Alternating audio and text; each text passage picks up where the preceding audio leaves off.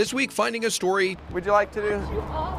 Yeah, would you like to do a story with us? took no time at all. This is a story that needs to be told. Yeah. Meet Monica Miller. You may not have heard of her, but chances are your life has certainly been impacted by her family. He farmed with his dad, and in the process of farming, noticing when they were doing the rice, noticed these little critters crawling in the water, and he decided to set a trap. Back then it was just a wire, square wire with a little net at the bottom, and you just pinned your bait in there, and he put some out, and when he picked them up, they had a bunch of them.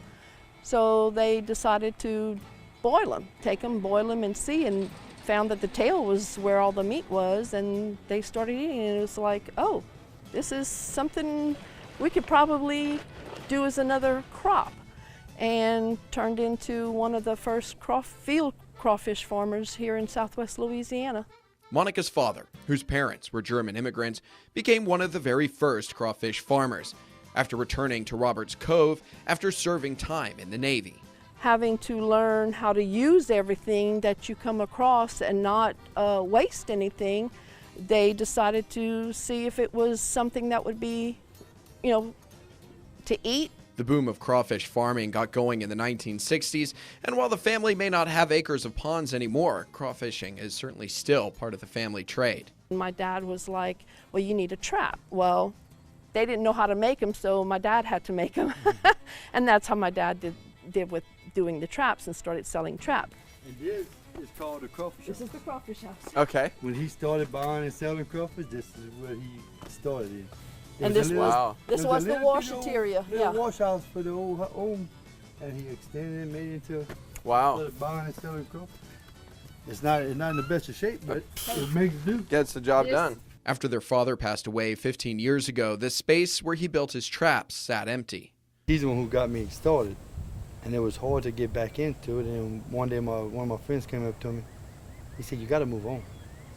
So next day, I came back in. I started doing it, and here I am, 15 years later, still doing it.